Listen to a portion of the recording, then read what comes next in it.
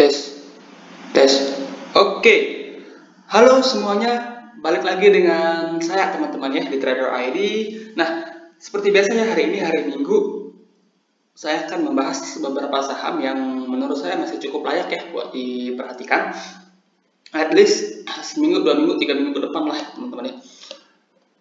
Nah, sebelum kita lanjut ke pembahasan, disclaimer on dulu ya, karena video ini bukan ajakan untuk membeli maupun menjual suatu saham tertentu, teman-teman. Ini murni adalah analisa saya pribadi, jadi silakan untuk dianalisa ulang kembali, karena nanti baik keuntungan maupun kerugian itu kembali ke resiko masing-masing. Oke. Nah, oke. View saya ya sebenarnya masih sama ya, masih sama seperti sebelum-sebelumnya, di mana dari segi sektoral yang menarik itu banking, big banks, kemudian properti dan komoditi sebenarnya masih oke, cuma mungkin nggak akan jalan minggu ini teman-teman ya. Oke, nah untuk properti sendiri ya, dua saham favorit saya yang kita bahas dari awal ya, yaitu SMRA dan BSDE, menurut saya juga masih oke ya. Kita bahas SMRA dulu ya. SMRA pertama kali kan kita bahas di sini ya, di sekitaran harga 700 sampai 715. Nah, habis itu dia naik dengan volume gede, dan sampai saat ini ya SMRA masih ketahan di resisten ini di sekitaran harga 800 sampai 820 lah ya. Nah, sampai saat ini dia masih tahan di sini teman-teman ya. Dia belum mampu close di atas ini ya. Dan but view saya ini masih oke teman-teman ya. Ini masih konsolidasi. Konsolidasinya itu menurut saya konsolidasi yang masih wajar. Di sini juga ada, menurut saya ini ada flag yang kebentuk ya.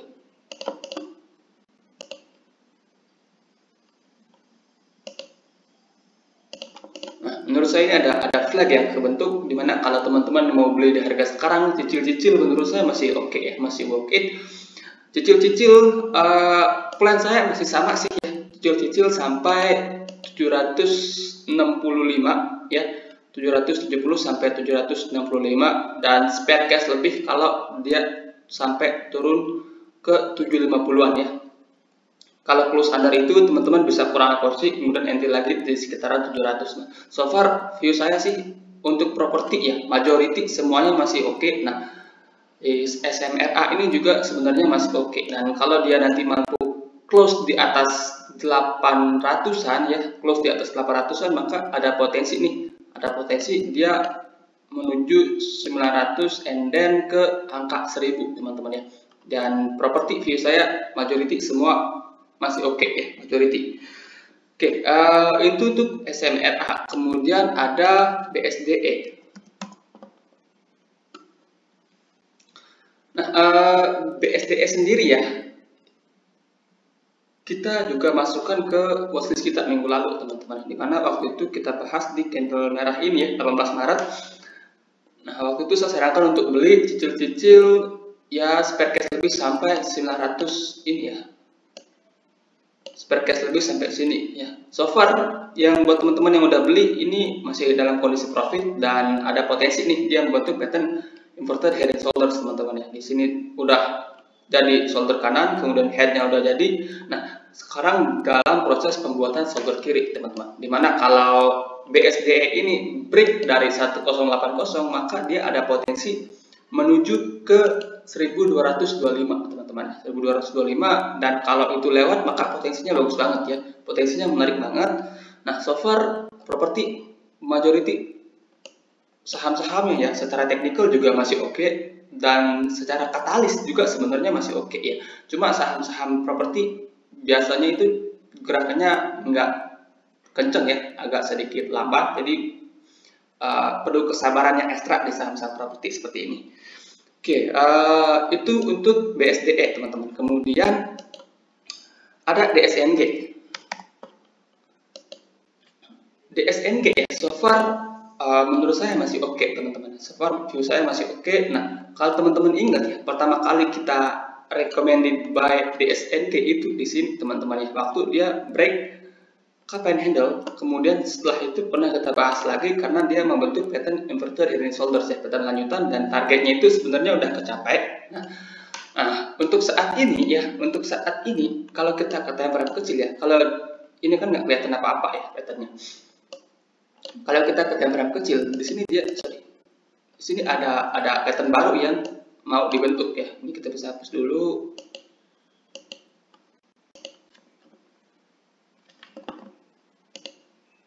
Kalau teman-teman perhatikan lebih detail, di sini ada inverted head and shoulder yang sebenarnya dalam potensi mau kebentuk ya. Di sini shoulder kanan, kemudian ini ada head, dan saat ini dia dalam posisi untuk membentuk shoulder kanan, teman-teman. Dalam posisi membentuk shoulder kanan.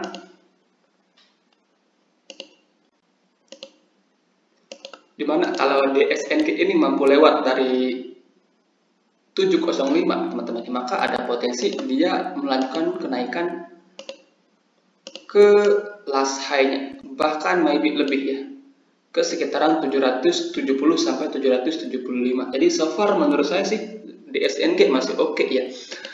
Nah, itu kalau kita ke time frame kecil. Kalau kita ke time frame daily ya, ini juga ada flag yang mudah di break. Ya, ini ada bullish flag ya. Ini kan trennya masih bagus ya, masih bullish. Dia terus membentuk higher high, higher low, higher high, higher low. Nah, candle diary-nya sendiri dia di sini ada membentuk yang namanya bullish flag, teman-teman. Di mana ya menurut saya sih DSNG ya, DSNG masih ada potensi untuk melanjutkan kenaikan, teman-teman. Jadi buat teman-teman yang baru mau entry di harga sekarang menurut saya itu cukup oke ya. Dengan stop loss teman-teman bisa pasang di bawah sini ya, di bawah 665. Ini area stop loss ya, teman-teman bisa beli di harga sekarang. Stop lossnya teman-teman bisa pasang di bawah 665 ya.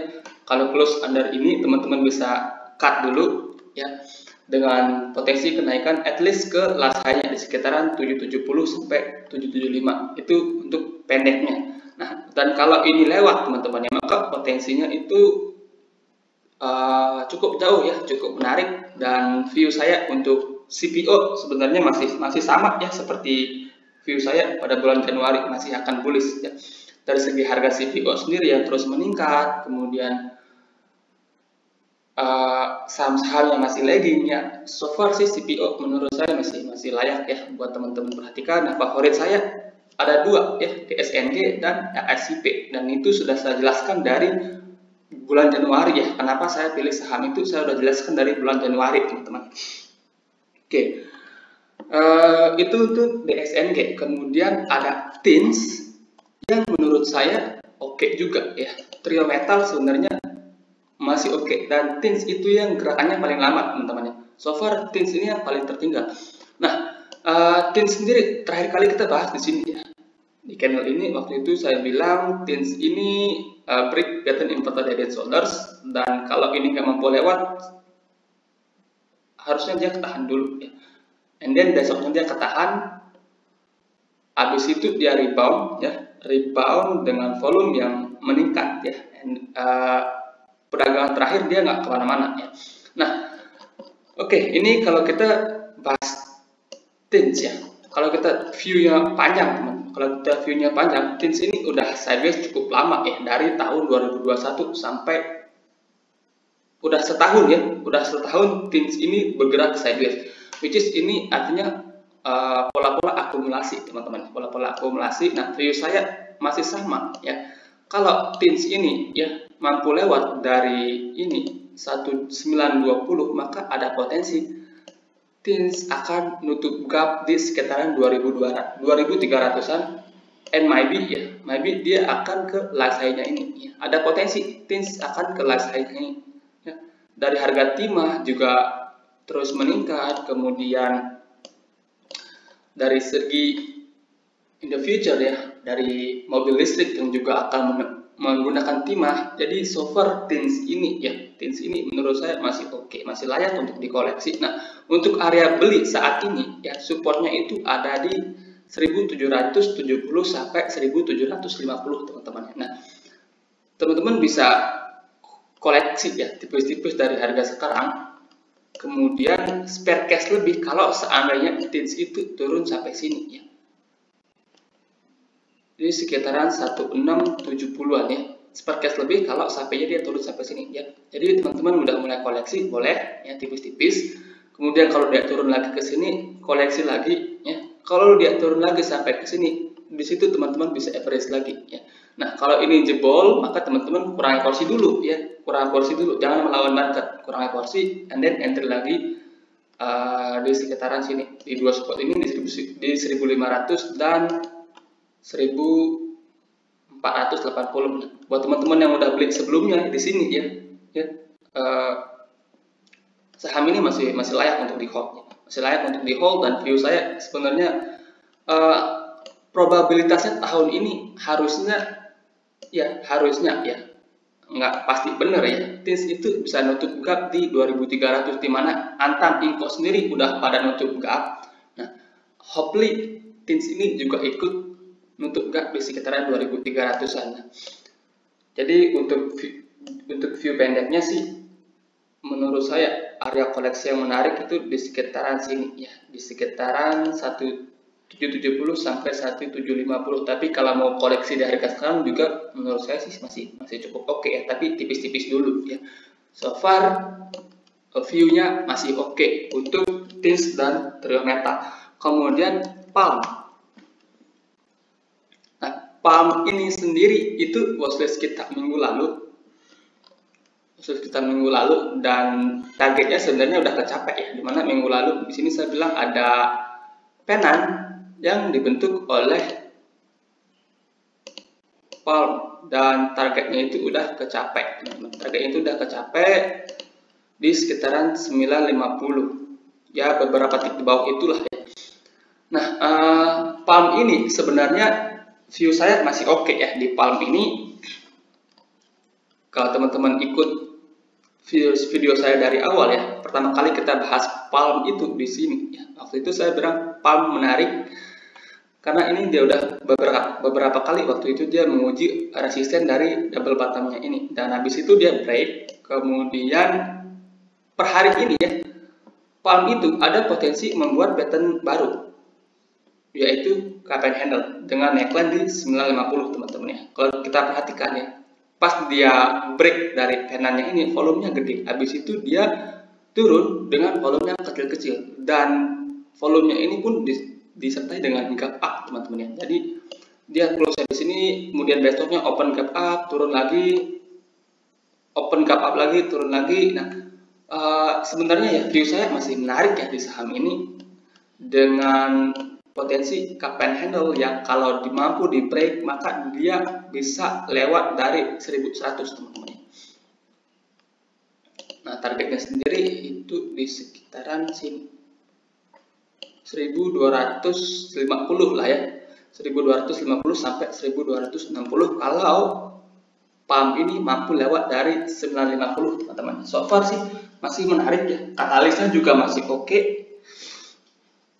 Jadi buat teman-teman yang mau koleksi, supportnya saat ini itu ada di sini di sekitaran harga 800 sampai 780 lah ya.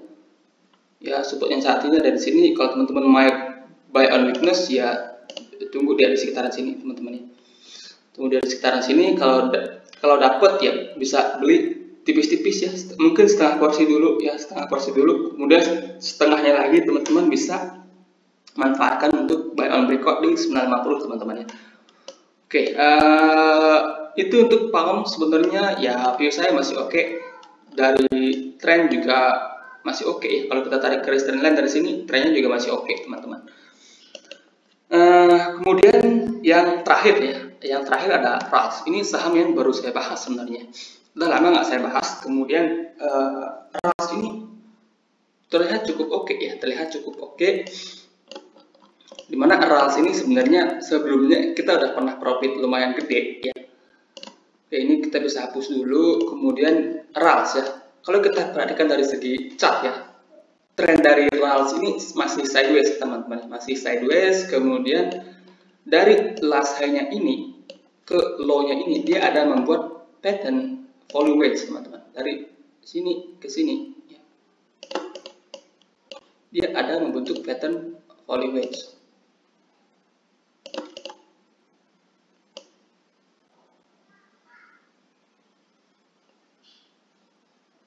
Nah, di sini dia membentuk pattern falling wedge dari hanya ini ke lowernya ini ada pattern falling wedge yang terbentuk, kemudian habis itu dia ada pattern lanjutan yaitu double bottom. Kita bisa hapus dulu. Di sini dia ada buat double bottom, yang dimana ini bottom 1, ini bottom 2 dengan target yang sebenarnya udah kecapek, teman-teman. Targetnya sendiri udah kecapek sebenarnya.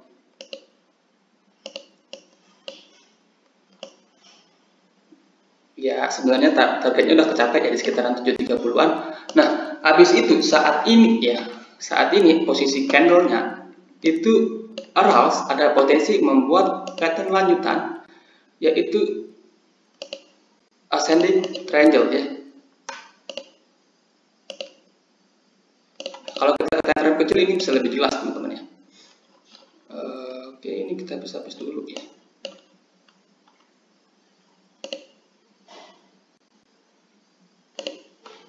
Bisa gede gini.